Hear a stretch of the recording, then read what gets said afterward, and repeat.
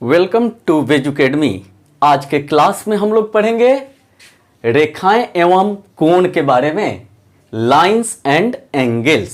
Lines and angles के बारे में हम लोग पढ़ेंगे और इसमें कौन कौन से टॉपिक्स हम लोग देखेंगे उन्हें जरा आप देख लीजिए। पहला टॉपिक होगा आसन्न कोण या एडजेसेंट एंगल, दूसरा सम्मुख या शीर्षाभिमुख कोण या वर्टिकली अपोजिट एंगल, तीसरा होगा रैखिक युग्म यानी लीनियर पेयर, चौथा समांतर रेखाएं या पैरेलल लाइंस, पांचवा तिर्यक रेखा यानी ट्रांसवर्सल के बारे में भी हम जानकारी प्राप्त करेंगे। छठे स्टेप में हम संगत, एकांतर और एक ही ओर के अंतः कोण यानी इंटीरियर एक्सटीरियर एंगल्स के बारे में हम लोग जानकारी प्राप्त करेंगे। तो चलिए हम स्टार्ट करते हैं आज के क्लास को। और पहला टॉपिक है हमारा आसन्न कोण या एडजेसेंट एंगल। एडजेसेंट एंगल, आसन्न कोण को अंग्रेजी में एडजेसेंट एंगल के नाम से भी जानते हैं। तो एडजेसेंट एंगल क्या होता है, इसे हम देखेंगे कि किस एंगल को एडजेसेंट एंगल कहा जाता है। मान लीजिए ये एक लाइन है और इस पर एंगल फॉर्म कर रहा है, इस पर कोई रे इस तरह से आकर के खड़ी हो रही है। तो ध्यान देने की जरूरत है, ये ध्यान देने वाली बात है कि इस पॉइंट पर मान लीजिए ये पॉइंट आपका O हो गया, O पॉइंट पर एक रे OA आकर के खड़ी हो रही है और इधर B पॉइंट है, इधर C पॉइंट है। तो हम देख रहे हैं कि यहां पर दो एंगल्स बन रहे हैं, यानी इसी पॉइंट पर एक ये और दूसरा ये, यानी दो ठो एंगल बन रहे हैं, एक नंबर और दो नंबर। अब आप देखें इन दोनों एंगल की क्या खासियत है, इनकी क्या विशेषता है, इस पर जरा ध्यान दें। विशेषता यह है कि दोनों एंगल्स जो हैं, ये एंगल और ये एंगल, ये दोनों एक ही पॉइंट पर बन रहे हैं। निश्चित रूप से O पॉइंट पर ही एक नंबर भी बन रहा है और O पॉइंट पर भी दो नंबर भी बन रहा है। और दूसरी खासियत इसकी क्या है कि इन दोनों एंगल में यह रे जो है यानी यह किरण जो है वो दोनों में शामिल है, यानी यह एंगल भी हम लेंगे तो इसमें भी ये किरण आ जाएगी, यानी OA किरण आएगी। और ये एंगल भी अगर हम लें तो इसमें भी ये किरण आ जाएगी, यानी दो एंगल में।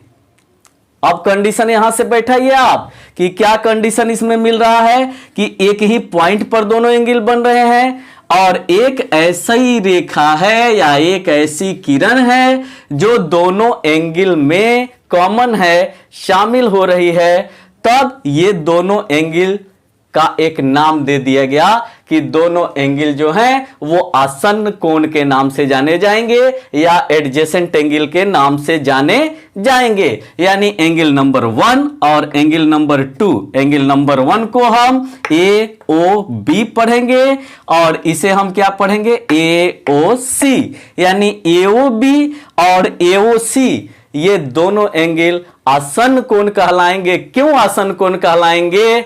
क्योंकि ये दोनों एंगल एक ही पॉइंट पर बन रहे हैं और साथ साथ दोनों ही एंगल में एक भुजा जो है, एक साइड जो है, एक रे जो है वो क्या है, कॉमन है। यानी दोनों में ये रे आ रही है OA ये इसका भी एक पार्ट है और OA जो है इसका भी एक पार्ट है। इसलिए अब डिफाइंड कर दिया गया इसी आधार पर कि अगर दो कोणों में, दो एंगल्स में एक ही भुजा उभयनिष्ठ हो, एक भुजा उभयनिष्ठ मतलब शामिल हो और साथ साथ दोनों एंगल एक ही पॉइंट पर बन रहे हो तो उन्हें आसन्न कोण या एडजेसेंट एंगल के नाम से जाना जाता है। तो यहां हम देख रहे हैं कि क्योंकि एक और दो दोनों एक ही पॉइंट O पर बन रहे हैं और साथ साथ दोनों में ये OA उपस्थित है, दोनों में OA उभयनिष्ठ है,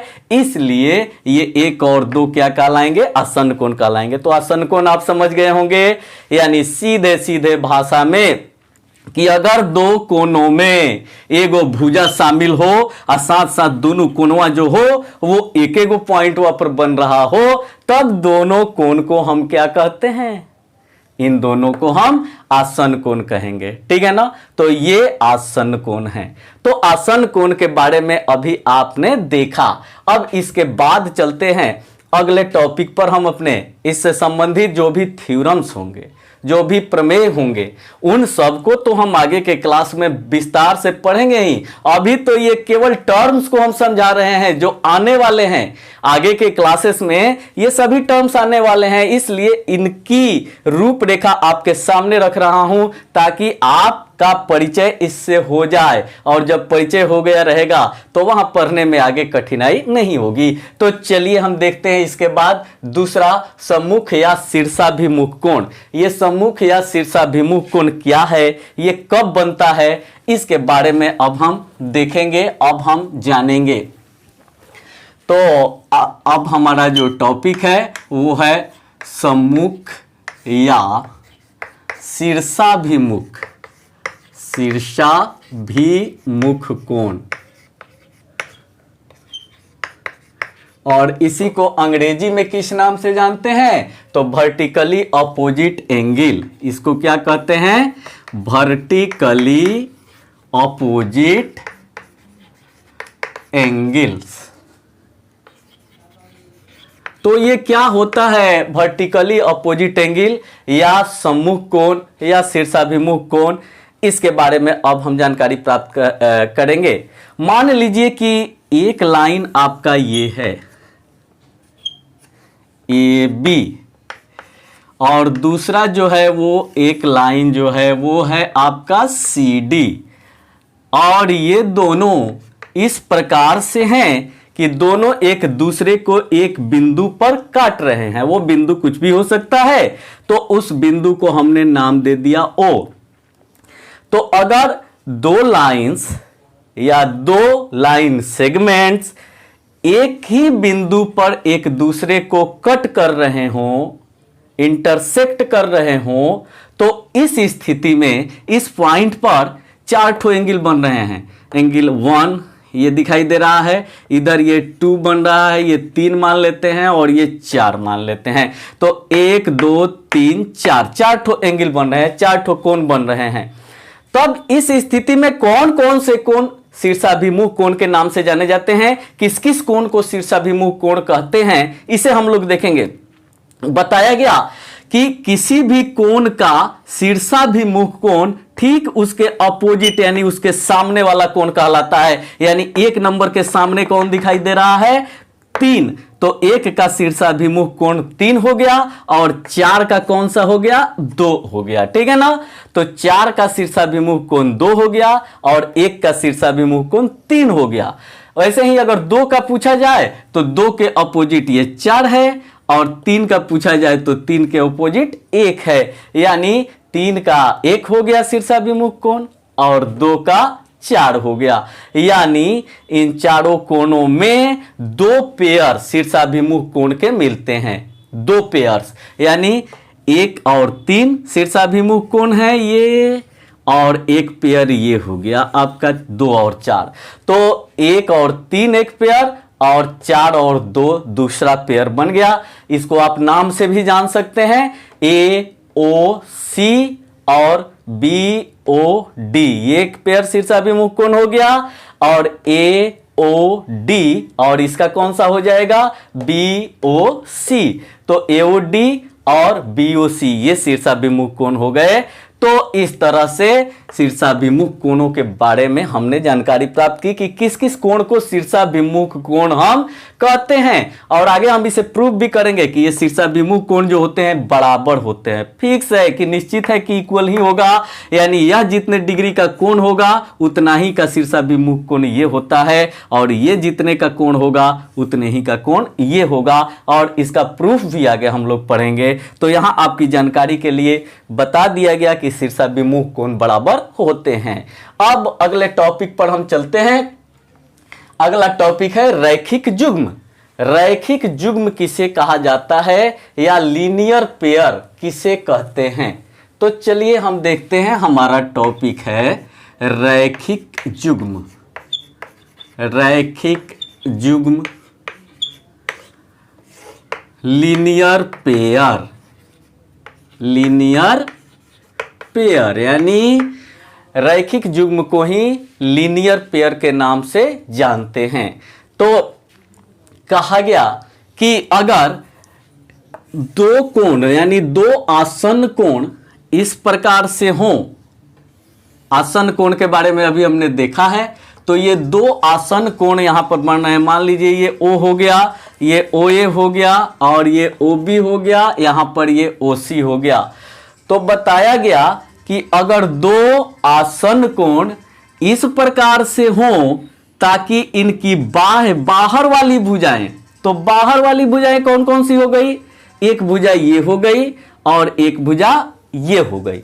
बताया जा रहा है कि ये दोनों भुजाएं यानी बाह्य भुजाएं, दो आसन्न कोणों की बाह्य भुजाएं अगर एक सीधी रेखा बना रही हो, एक सीधी रेखा यानी स्ट्रेट लाइन फॉर्म कर रही हो, तब कहा जा रहा है कि ये दोनों आसन्न कोण जो हैं वो लीनियर पेयर कहलाते हैं या रैखिक युग्म कहलाते हैं। यानी ये जोड़ा है कोणों का और ये दोनों कोण आसन्न कोण है, क्योंकि एक ही बिंदु पर बन रहे हैं और एक कॉमन इसमें भुजा भी है, कॉमन साइड भी है। तो हम देख रहे हैं कि दो यानी पेयर है, एंगल का पेयर है और ये ऐसा पेयर है जिसकी बाहर वाली भुजा एक रेखा यानी स्ट्रेट लाइन सीधी रेखा बना रही है। तो इस स्थिति में हम कहते हैं कि ये जो है वो क्या है, लीनियर पेयर या रैखिक युग्म है। ये कोणों का जोड़ा जो है, ये कोणों का युग्म जो है, ये एंगल का जो पेयर है, इस युग्म को, इस जोड़े को लीनियर पेयर कहा जाएगा। क्यों लीनियर पेयर कहा जाएगा? क्योंकि इनकी बाहर वाली भुजाएं एक लाइन बना रही है, लाइन से लीनियर बना हुआ है, यानी बाहर की भुजाएं जो है एक लाइन को फॉर्म कर रही है, सीधी लाइन को फॉर्म कर रही है। इसलिए इसे, इन दोनों एंगल्स को लीनियर पेयर के नाम से जाना जाएगा। इन्हें लीनियर पेयर या रैखिक युग्म कहा जाता है। यानी ऐसा जोड़ा है एंगल का जो एक रेखा का निर्माण कर रहा है, एक स्ट्रेट लाइन का निर्माण कर रहा है। तो ये हो गया आपका लीनियर पेयर के बारे में हमने जानकारी देखी कि अगर दो आसन्न कोणों की यानी दो एडजेसेंट एंगल का बाहर वाला जो भुजा हो, ठीक है ना, वो बाह्य भुजाएं अगर दोनों की क्या हो, एक ही सीध में हो, एक ही लाइन में हो, तो इस तरह से बने दोनों आसन्न कोण लीनियर पेयर कहलाते हैं या रैखिक युग्म कहलाते हैं। तो ये हमने देखा रैखिक युग्म के बारे में। अब अगला टॉपिक देखते हैं समांतर रेखाओं के बारे में कि समांतर रेखाएं किसे कहा जाता है। समांतर नाम आपने सुना होगा। बहुत सारे स्टूडेंट्स हैं जो समांतर और बराबर में अंतर नहीं समझ पाते हैं। तो समांतर अलग होता है और बराबर अलग चीज है। तो इसे आप ध्यान से देखें कि समांतर रेखाएं किसे कहा जाता है। ये समांतर रेखाएं यानी दो या दो से अधिक रेखाओं के बारे में कहा जाता है, यानी उनके कंपैरिजन के बारे में बताया जाता है। उनमें तुलना की जाती है कि क्या कब दो रेखा को या दो से अधिक रेखाओं को आपस में समांतर या पैरेलल कहा जाएगा। तो चलिए हम दो रेखा को लेकर चलते हैं। एक मान लीजिए कि हमने रेखा लिया ये हमारा AB, ठीक है, AB हो गया, और एक दूसरा हमने ले लिया CD, और ये दोनों रेखाएं ऐसी हैं। अभी इसको समझाने से पहले हम दो टाइप की रेखाएं ले रहे हैं। एक ले रहे हैं इस तरह की, ये हो गई हमारी CD, और यहां पर देखिए एक ये हो गई रेखा और एक ये हो गई रेखा। अब जरा आप ध्यान से देखें, EF ये रेखा हो गई और ये हो गई GH, ठीक। तो आप बताइए क्या इन दोनों में कुछ फर्क दिखाई दे रहा है? एक आपका रेखाओं का जोड़ा ये मिल रहा है और एक लाइंस का पेयर ये मिल रहा है। इन दोनों में क्या कुछ फर्क दिखाई दे रहा है? शायद दिखाई आपको दे रहा है कि हाँ, ये दोनों जो दिख रही हैं वो इस तरह से दिख रही हैं कि चाहे इसे हम कितना भी आगे बढ़ाएं, या फिर इसे कितना भी दोनों को हम पीछे बढ़ाएं, ये दोनों आपस में जाकर कहीं पर इंटरसेक्ट नहीं करेंगी, कहीं पर एक दूसरे को काटेंगी नहीं। इसका ये मिल रहा है, इसमें ये स्थिति प्राप्त हो रही है। आप सोचेंगे तो आपको ये होगा कि ये दोनों तो बड़े दूरी पर लग रहा है, इसे बढ़ाते जाए जैसे रेलवे की पटरी है, तो इसे बढ़ाते जा रहे हैं तो हम देख रहे हैं कि कहीं पर भी जाकर ये शायद नहीं मिलेंगी। लेकिन इन रेखाओं को, इन लाइंस को अगर हम देखें, इन पर हम ध्यान दें तो हमें क्या दिखाई दे रहा है कि ये है और ये तिरछा कुछ इसकी ओर बढ़ते हुए जा रही है, यानी इसको छूते हुए नजर आ रही है। यानी थोड़ा सा इसको अगर आगे हम बढ़ा दें और थोड़ा सा इसको बढ़ा दें तो ये जो हो गया हमारा पॉइंट, एक पॉइंट पर ये जाकर जरूर काट देगी कहीं ना कहीं, यानी कट कर देगी, इंटरसेक्ट कर देगी। तो ये पेयर ऐसा है जो एक दूसरे को इंटरसेक्ट नहीं करेगा, और ये पेयर ऐसा है जो एक दूसरे को इंटरसेक्ट करेगा।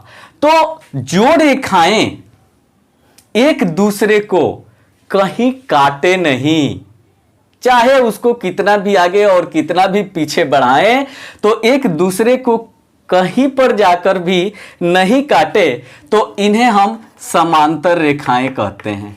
ओके, समांतर रेखा समझ में आ गई। और ये स्थिति क्यों उत्पन्न हुई है? क्योंकि इसके बीच का डिस्टेंस, दूरी हर जगह बराबर मिलेगा। अगर यहां से यहां का डिस्टेंस 5 सेंटीमीटर है तो चाहे आप कहीं भी दोनों के बीच का डिस्टेंस मापिएगा तो 5 5 5 5 5 5 5 5 ही मिलेगा, और इसलिए ये दोनों रेखा कहीं पर जाकर के नहीं काटेंगी एक दूसरे को। तो ऐसी रेखाएं जो कितना भी आगे या पीछे प्रोड्यूस की जाए, बढ़ाई जाए, वो एक दूसरे को काटे नहीं, तो ऐसी रेखा को, ऐसी रेखाओं को हम समांतर रेखाएं कहते हैं। और यहां पर अब आइए दूसरे कंडीशन में देखिए कि यहां अगर दो रेखाएं हैं तो इसे बढ़ा रहे हैं तो जाकर काट रही हैं कहीं, या काटती हुई नजर आ रही है कि आगे बढ़ाएंगे तो काट देगी, तो प्रतिच्छेदित कर दे रही है एक दूसरे को। तो इन रेखाओं को प्रतिच्छेदी रेखा या इंटरसेक्टिंग लाइंस कहते हैं। ओके, तो ये समांतर रेखाएं हो गई और ये हो गई प्रतिच्छेदी रेखाएं। तो ऐसी रेखाएं जो एक दूसरे को कहीं पर नहीं काटे, यानी जिसमें हर दो बिंदु के बीच की दूरी एकदम बराबर मिले, कहीं भी हम जाएं आमने सामने के बिंदु का डिस्टेंस अगर इक्वल मिल रहा है तो इस स्थिति में हम कहेंगे कि ये दोनों रेखाएं पैरेलल है या समांतर हैं। और इसमें आप देखेंगे कि यहां से यहां का डिस्टेंस, यहां का डिस्टेंस, यहां ये डिस्टेंस घटते जा रहा है, और इधर बढ़ाइएगा तो ये डिस्टेंस बढ़ते जाएगा। यानी कि डिस्टेंस अगर वैरी कर रहा है, डिस्टेंस अगर चेंज कर रहा है, ये दूरी अगर बढ़ रही है दोनों के बीच की, तो इस स्थिति में ये इंटरसेक्टिंग लाइंस होंगी, यानी ये प्रतिच्छेदी रेखाएं होंगी। तो आप आशा है कि आप बहुत ही बढ़िया से समझ गए होंगे कि समांतर रेखा और प्रतिच्छेदी रेखा किसको कहते हैं। तो समांतर और बराबर ये दोनों कोई जरूरी नहीं है। मान लीजिए दो रेखा खंडों का हमको लेना है, तो दो, मान लीजिए ये एक रेखाखंड हो गया, ये एक रेखाखंड हो गया, तो आप जानते हैं कि रेखाखंड की लंबाई फिक्स होती है। पिछले दिन हमने देखा कि रेखाखंड की लंबाई फिक्स होती है। अब ये रेखा जो है आपकी AB है और ये हो गई CD, इसका लेंथ जो है वो 10 सेंटीमीटर और इसका लेंथ जो है वो 7 सेंटीमीटर मान लीजिए कि दे दिया गया। तो ये रेखा, दोनों रेखाएं या रेखाखंड जो है वो आपस में जो है बराबर लंबाई के नहीं है। ये तो दिखाई दे रहा है कि इनकी लंबाई इक्वल नहीं है, क्योंकि एक 10 सेंटीमीटर का है, एक 7 सेंटीमीटर का है। लेकिन अब आ जाइए, यहां से यहां का डिस्टेंस, यहां से यहां का डिस्टेंस, यहां से यहां का डिस्टेंस, अगर ये हर जगह डिस्टेंस बराबर मिल रहा है, दूरी बराबर मिल रही है, मान लीजिए 2 सेंटीमीटर, यहां भी 2 सेंटीमीटर, तो ये रेखा और ये रेखा क्या समांतर रेखा होगी या नहीं होगी? आप बताइए। निश्चित रूप से ये समांतर होगी, क्योंकि डिस्टेंस तो हर जगह बराबर मिल रहा है, तो ये समांतर हो जाएंगी। लेकिन क्या ये बराबर होंगी? ये रेखाखंड क्या बराबर होंगे? नहीं होंगे। आपका जवाब होगा, क्योंकि इसकी लंबाई 10 सेंटीमीटर है और इसकी लंबाई 7 सेंटीमीटर है। तो आप कभी भी ये मत समझिएगा कि जो रेखाएं समांतर होती हैं वो बराबर भी होती हैं, या जो बराबर होती हैं वो समांतर भी होती है, ऐसी कोई बात नहीं है। मान लीजिए कि ये रेखा लिए और ये रेखा लिए, ये भी है 5 सेंटीमीटर की, और ये ले लिए, ये भी 5 सेंटीमीटर की। आप बताइए ना, दोनों समांतर हैं? नहीं है, क्योंकि यहाँ डिस्टेंस अलग है, यहाँ डिस्टेंस अलग है, यहाँ डिस्टेंस, ये अलग डिस्टेंस घटते जा रहा है, यानी कहीं ना कहीं जा करके ये दोनों एक दूसरे को कट कर देंगी, एक दूसरे को काट देंगी, तो ये समांतर नहीं है। तो यह जरूरी नहीं कि जो रेखाएं बराबर हो वो समांतर भी हो, या यह जरूरी नहीं कि जो रेखाएं समांतर हो वो बराबर भी हो। तो बराबर अलग चीज है और समांतर अलग चीज है। तो चलिए चलते हैं अगले टॉपिक की ओर। अब देखते हैं हम, तो तिर्यक रेखा, अब समांतर रेखाओं को हमने पढ़ लिया, अब देखते हैं तिर्यक रेखा क्या होती है, यानी ट्रांसवर्सल तिर्यक रेखा। तिर्यक रेखा, इसे अंग्रेजी में ट्रांसवर्सल के नाम से जानते हैं। ओके, तो क्या होती है तिर्यक रेखा? बता रहा है कि दो रेखा ले ली जाए, वो चाहे तो समांतर हो भी सकती है या समांतर नहीं भी हो सकती है। ठीक है, यहां दो पेयर हम रेखा का लिए है, एक नंबर ये है, एक दो है। यहां पैरेलल है यानी समांतर है, और ये रेखाओं का युग्म जो है समांतर नहीं है। तो बता रहा है कि दो रेखाओं को अगर कोई तीसरी रेखा उससे ऐसे गुजरे ताकि दोनों को किसी न किसी बिंदु पर वो काट रही हो, इसमें भी हम ये ले लिए। ठीक है, तो आप देखिए ये AB है और ये CD है, ये AB और CD पैरेलल है, और ये EF इसको काट रही है G और H पॉइंट्स पर। ठीक है, यहां आप मान लीजिए कि P है, PQ है, और ये RS है, और T और N बिंदुओं पर TN ये रेखा है जो इसको X और Y बिंदुओं पर काट रही है। तो आप ध्यान से इसे देखिए, वो चाहे पैरेलल समांतर रेखा हो या समांतर रेखा नहीं हो, दोनों ही स्थितियों में समांतर रेखा को कोई रेखा काट रही हो या तिर्यक रेखा को, तिर्यक रेखा नहीं बल्कि प्रतिच्छेदी रेखाओं को कोई रेखा काट रही हो, तो जो काटने वाली रेखा होती है जो दोनों को दो बिंदु पर काटती है, यानी एक एक बिंदु पर दोनों को काटती है, इस रेखा को कहा गया ट्रांसवर्सल। यानी जो रेखा दो रेखाओं को काटती है उसे तिर्यक रेखा या ट्रांसवर्सल के नाम से जानते हैं। यहां पर ये जो हो गया हमारा ट्रांसवर्सल हो गया। ऑल्दो आप पढ़ेंगे जब आगे तो उसमें आपको इसी से संबंधित ज्यादा पढ़ना है कि जब दो समांतर रेखाओं को कोई तिर्यक रेखा काटती है, इस तरह से आप सभी पढ़ेंगे, बहुत सारे थ्योरम्स आप पढ़ेंगे।